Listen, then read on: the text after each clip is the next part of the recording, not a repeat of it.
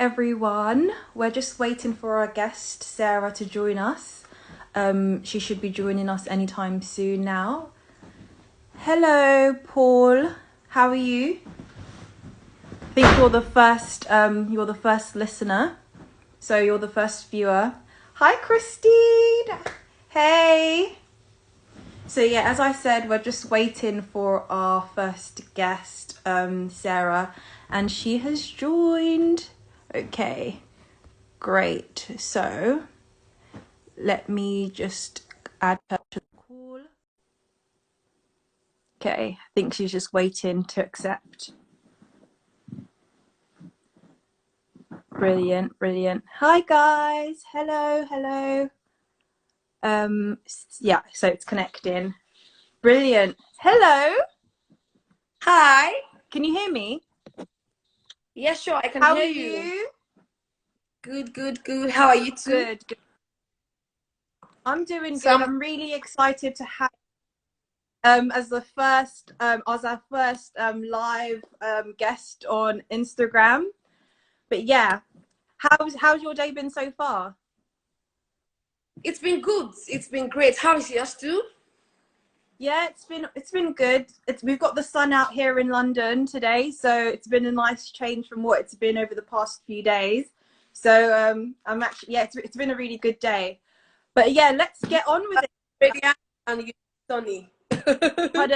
You radiant and sunny. So it's obvious that it's been quite sunny. So for those of you who don't know Sarah, she's a technical manager at Olam Group, which is an internationally renowned agribusiness which supplies food, feed and fiber. She's also the founding director at Frontier Harvesters Limited. And Sarah is now also an author of Agribusiness, Opportunities Every Business-Minded African Should Look Into. So without further ado, so thank you so much for agreeing to be here. We're really delighted to have you here. Can you tell us a little bit about yourself? Hello, what did you say? Can you just tell us a little bit about yourself? Okay, great. Basically you've said most of things that most people would be interested in hearing, but I would just like to add to it. First of all, good evening, everybody. I don't know other people's time zones, but good evening from here. And thank you very much, Celeste, for this opportunity. Quickly, I'd just like to say that, yes, I call myself an advocate, and people call me an advocate. That is a person who publicly supports the agriculture industry. Now, I don't only support, I also, I preach, I teach, I practice agriculture and agribusiness. Yeah, I joined farming about 10 years ago, and I've been in the aquaculture industry and the animal feed industry for about 4 years now. I have a Bachelor of Agriculture in Animal Science, and in a few days' time, I'll be resuming my MSc Agriculture and Development as well. So it's been agri, farming. I have other side things I'm interested in, but basically, what I do is agriculture. And thank you. Amazing. So what actually made you choose this career path then of an agribusiness professional? And have you had any highlights in your journey so far that you'd like to share with us? Well, yeah, this is it's quite incidental, because in as much as I'm not okay, most people do not just release books like consequently, but I have to, yeah, because I'm just about to release a book which was supposed to be out before agribusiness, but somehow, things happened. It's my journey, and it's going to be free for everyone, because a lot of people keep asking me, and there's only little I can say in interviews or in sessions, training. So I'm just going to put it out there for people to be able to, read about me and know about me. So basically, the truth is, I did not start out like this on this frequency. I didn't. I never saw myself in agriculture or agribusiness. It's not because it's a bad thing or it's not a cool thing, but it was just not my thing. Like, in as much I was a good student in agriculture, but at the high school level, we have this prototype which is common to this parts of the world, that is in the Nigerian home and the African setting, like the early students are, you know, automatically tends to be in the science classes. And when you say you are in science class, there's this limitation, like everybody expects as a dutiful child that you're supposed to do medicine or pharmacy or, you know, engineering and the sort. So Yeah. sorry about that. So basically, I started out as a medical aspirant or a medical candidate now. Then Okay. somehow, of course, not, you know, the normal thing is most people in the end don't get to medicine, and then you're like to, you know, take other courses. And I found myself in agric, to cut the long story short. And even I wasn't the enthusiastic agric student in school Okay. then. Yeah, these days I get a lot of text, you know, messages from my old schoolmates from all over the world, and they're like, Sarah, we didn't see this coming. Like, nobody, not saying you won't become someone in life, but they didn't see it coming. You gave us a shocker. And I'm like, yeah, it happens. That is the thing, is you need to not, I've learned to not place myself under strict boxes, Yeah. or under strict lines that, okay, if it's not this, then it's not it. Like, I was able to pick up with the fragment I had, and try to accept that, okay, you know what, I'm not going to be a doctor. It's obvious I'm not going to be a pharmacist, but whatever it is I find myself, can I just do something with it? So that's been the story so far.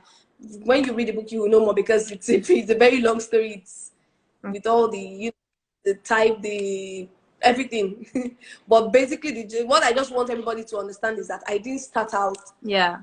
with this frequency. So it's okay to restructure, it's okay to rearrange, it's okay to re-strategize, it's okay to change your plans, it's okay to change your course, it's okay to change anything.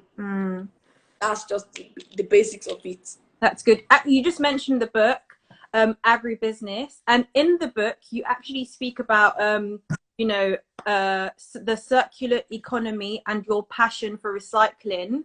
So are there any projects you're involved in right now, or that you have been involved in the past, that adopts the circular economy principle? Yes, there is and there are, even though it's not Okay. so much in the limelight yet, but it is anyway. It is okay. Basically, I have a group of colleagues that we run a social enterprise, a startup enterprise, and we decided to, you know, just convert waste. It's not waste, but what is regarded as waste, to something tangible, something that can be used, eaten, or consumed, or used on the body in any aspect. Then we realized that a lot of people in the fish farming industry throw away the visceral waste of the fish, because for many reasons, maybe sometimes because they want to smoke and it's not going to make the quality come out fine. And there's usually a dump. Like, if you get to most places where fish is being processed, you see that they just dump all of this there. And we were like, okay, fine, why don't we produce this into something? Though it's quite intensive, because the number of fat, of visceral waste you would have to use to get a small bottle of the oil is much. But we are doing a lot of research. We've also been, you know, trying to apply for funding, Okay. so that we improve on it. And last year, stroke this year, like there's this Thought for Food organization that runs the TFF challenge. We applied, and out of over 157 countries and over 5,000 entries, we didn't make it to finalists, but we made it to shortlist. And we were invited for this grand summit in Malaysia, which was postponed because of the COVID. So there are prospects in it. That's one particular product that we've been able to make out of. We are also working on some products in the pipeline very soon. I'm going to put it out there. So there's a lot we can do from waste of many things, not just fish, but, you know, we can't do everything. We just have to narrow down to one. So that's it. And the oil is rich in omega-3 fatty acids and so many other, you know, nutrients. And the good thing about the oil is that it's fine. We've not been able to do too much research that you know, that are established, but we can say from use that it has anti-inflammatory properties. Okay. Yeah. So it's more like, so it's not necessarily for like cosmetics or anything like that. It's actually for consumption, for like health. Consumed. It can be used in cosmetology. It can be used in dermatology. It can be used in pharmaceutical industry. Wow. It can be so many things. That's But of course, the work in progress. yeah. Okay, well, I'm excited to see what else you have in the pipeline, but that sounds like an amazing idea. Literally, you saw like a gap in the market and you saw that there was stuff being wasted and you thought, actually, we can use this, and you've actually you've taken the proactive step and actually done something about it. And I absolutely love, love, love that. But anyway, so the next question is, in your what part does agriculture play in ensuring food security and job creation for young Africans and Africans in the diaspora? Because I'm sure you're aware right now, well, as of 2019 anyway, 60% of the population in Africa was comprised of under 25-year-olds. And again, Yeah. are aware that by 2050, the population is going to double. So there's like a real issue for food security and job creation. So is there a part that agriculture can play in that, or what do you think? Yeah, as a matter of fact, I would like to say this. Agriculture and food security, I call them twins. Okay. You can't talk food security without agriculture. You understand? And if you're practicing agriculture without a focus on food security, you're not practicing the right thing. So they are twins. And there is something commendable I noticed recently, just a few days ago. The government of Ekiti State did something to the Ministry of Agriculture and Rural Development. They appointed a new commissioner, Okay. to implement. Then they split it. We have the agriculture and food security now. Coincidentally, around last week, I just wrote an article for an agric magazine, and I highlighted there that because it was about zero hunger, no poverty, the SDGs, and I was laying emphasis on the fact that until the government in Africa start emphasizing specifically, like instead of us just putting food security amongst other projects, until we start having projects that are specifically food security, oriented. Like this project is project this for food security, project this for food security, almost like even having it as a ministry if possible.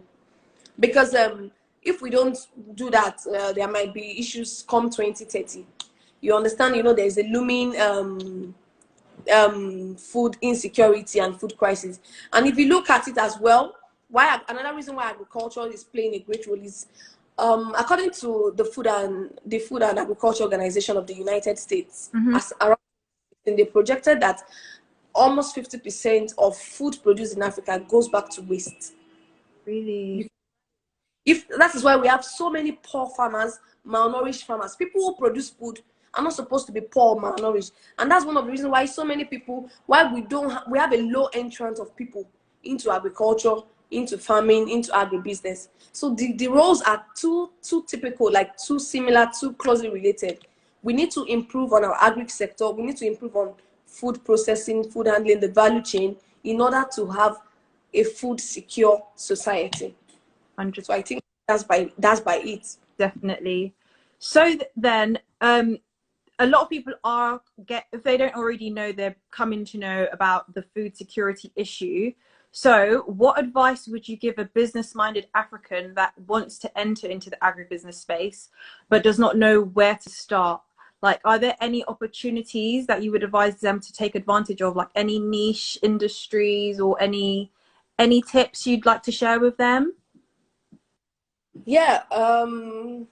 Firstly, I would like to tell them and everyone who is listening that always do your research and always be willing to learn and to pay for knowledge.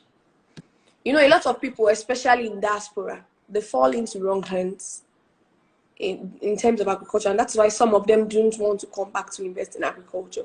For instance, this book, Agribusiness, not that I'm trying to advertise my book, but if you don't buy the book, how can you know what is written there? You understand? So you need to, there was a lady I interviewed on my session the other day, Vivian of Landra Farms in Port Harcourt, Nigeria. She said something. Vivian did not study agriculture in school. I'll keep using her as an example. Okay. That she went to different countries, both nearby and far away, to gain knowledge. We have, it's still, especially amongst us Africans, it's still common for us to not want to invest in knowledge. So if you do not, because you need to do so many things, so be ready to pay a consultant. A lot of people come to my inbox from diaspora and they just keep picking on my brains. Okay, yeah. And they also do to my colleagues. So they gather one information from me, from him, from her, and put and say, oh, there's no big deal in agribusiness. Then they draw their savings, or they obtain loans and begin to do, you know, try and error. So that's my first advice for them is to you know, inculcate the habit. You know what consultation is like where you are. You know what it costs to, you know, see a professional, see a doctor. Let's understand our professionals these days. We are not just farmers. It's a farmer with a difference. Like, we're agribusiness professionals. We went to school to learn this and we know our stuff. So be willing. Don't go for quacks. Don't go for people who just said, I have a fish farm. I did it for 2 years. I can put you through. I planted cassava last year. What if it was just nature smiling on you? Because you don't know the rudiments. You don't know the A to Z of it. So be willing to pay. Be willing to, and most people will not even charge so much. Be willing to pay for consultancy. Be willing to get knowledge. Be willing to pay for intellectual property. Yeah. Be willing. Once you do that, in fact, before you do anything in agric, find a reliable consultant and work with them. It will make your life easier. It will make your investment, you know, hit free. Once you're able to pay for knowledge, then you will learn. Okay. The moment you're practicalizing what is teaching you and he or she is guiding you, you will definitely learn and you'll become a successful businessman. So they should be willing. But I'll also mention I mentioned a number of niches in that book, and I have not even elaborated enough, and I've not even added some niches, which by God's grace will be mentioned in the revised edition. That's what in fact, the revised edition will be focused a whole lot on the niches and how to implement. But one niche I would like to advise people, especially people who don't want to get their hands dirty, in quotes, or people who don't want to hold the whole, in quotes, I would advise you go into processing. Okay. I would go into logistics. I would advise you go into branding, marketing, and sale. It's quite, you know, trendy. If you don't want to say I'm a farmer, I'm doing to farm, it's easy for you to set up an office. It's easy for you to set up a factory and not bother yourself with whether the plant is going to survive, whether the fish will survive, whether the goats will survive, whether the chicks are going to hatch or not. In fact, it's the most profitable part of it. Yeah. Most people, the agric part of it are just doing it for passion. The people making the money are the ones in the agribusiness. Okay. That's the new oil block. Definitely. But funnily enough, though, there is sort of a negative stereotype as to agriculture. Some people have the mentality that agriculture is a profession for uneducated people or poor people. So what would you say to a person that has that type of mentality that, okay, do you know what? I know that Dr. Adesina of the World Bank has said, you know, by 2030, agriculture is going to be, the food and agriculture industry in Africa is going to be earning about $1 trillion annually. But some people are like, yeah, we don't care because, you know, that farming. They can't be bothered. Yeah, so what would you say to that sort of person that has that type of mentality? Yeah, I'm going to say a lot of things, but I'll put it all together. I would say it's okay if they don't want to practice, but I would also tell them that they can be investors. They can be silent investors. Not practicing. They need to get the reliable links and sources. That's one. Then I would like to tell everybody today that at the rate we are going now, Earlier this year, I was preaching agribusiness. I'm beginning to preach more of food security. At this rate that we are going, I'm so sorry. In as much as Professor Additional said by 2030, the size of, he didn't say the agribusiness, he said the size. What $1 trillion? But there is something that has also been projected, even before the pandemic, that by 2030, if care is not taken, we would have money and not be able to buy food. And not have food to buy. We are praying and hoping it won't be like that. And that was even before the pandemic. And you know, pandemic has worsened the situation of most things. So the truth is, forget agribusiness now. If as an individual, you're not yet growing food in your backyard, you're not on the moving train. I'm talking the business aspect now. I'm talking even growing food that you can eat. Do you understand? That's what we call urban farming. That's what we call backyard farming. That's what we call, it's gotten a lot of names. But the truth is that even the production at the current rate, in a few years' time from now, people won't be able to be fed. Is that what you're saying? That's the projection, even though that is why the world and every organization, every food body, every well-meaning nation and nation that has focus has been, you know, trying to run a double race to make sure that we don't have a global food crisis. And that is why everybody, it's now your responsibility and my responsibility and everybody's responsibility to grow food, no matter how small. In fact, people are beginning to convert, people are beginning to convert flower pots to tomato pots, to, you know, vegetable pots, even in places that they do not have space. So I would even focus more on Africans in this message. We have so much land.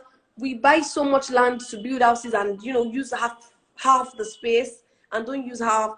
If people in America, in, you know, in major, I won't even say America because we have the remote parts too.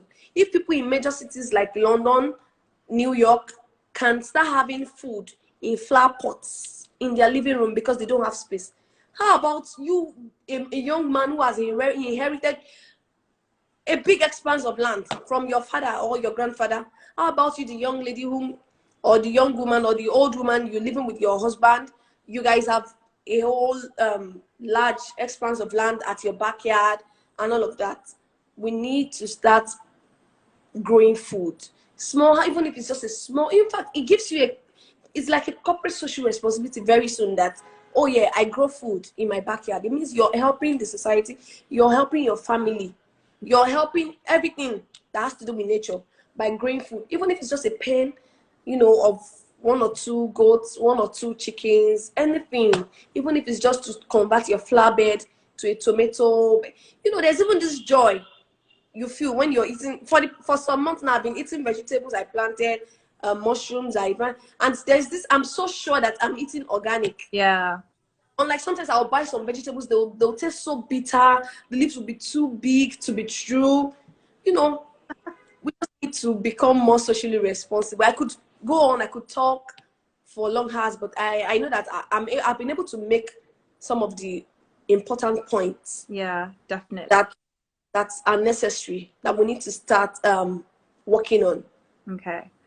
So, what is the most important piece of advice you have received or learnt in your journey so far? Oh, many things, and I have a lot of advice for people, and I'm still learning from people. I'm still taking advice from people as well. But if there's one thing I've been able to discover personally on my own, it is that you can do anything. There is nothing you can't do or achieve. It's all about your mindset. If you set your mind to work, it might not be the way you planned. It might not be how you expected it to go, because you know there are other forces as well: nature, religion, whatever. God, if you're a religious person; nature, destiny, if you are the person that believes in destiny. So many other factors, but everything is here. Whatever, Yeah. it's here. So lose focus. Don't feel you can't do it. Once you set your mind to it, you can get it done. Thank you so I really, really, really appreciate it. You're such a powerhouse and you're an inspiration. And about your book, can you just tell our viewers where they can find your book and the full title, so that they can go and get it? Okay, great. If you're in diaspora, you can just get it on Amazon by typing Olabisi Sarah, or because if you're also interested in my other content as well, everybody either in diaspora in Nigeria, once you just click www.olabisisarah.com, www.olabisi. I could type it. Okay, yeah, definitely.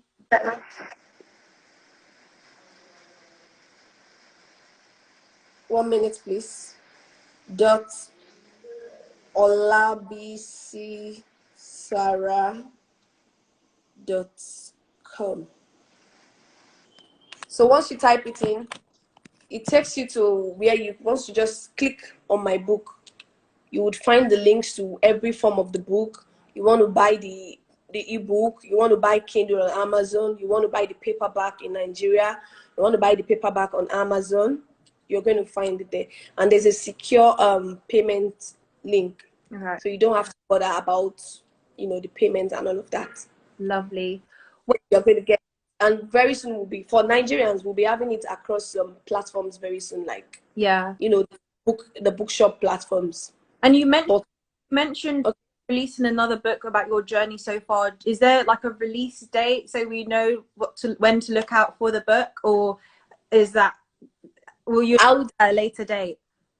I would announce it. Okay. I would announce that, let people get over this first. It's actually been in the pipeline before agribusiness was ever taught, but some things just happened and agribusiness came first. But it's going to be accessible to everybody. I'm going to put it on as many platforms as possible for free, because I have a lot of people who have, been asking me. They just want to know, and I can't, instead of repeating the story every time, I'll just put some of it over there. I'm from the finishing stage.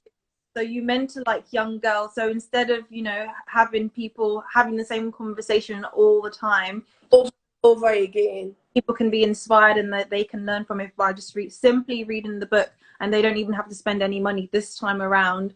But yeah, again, thank you so much, Sarah, and I hope everyone goes and follows her. I will put her handle once I've uploaded this video. And thanks to all the viewers for watching. Bye. Bye. Thank you, everybody.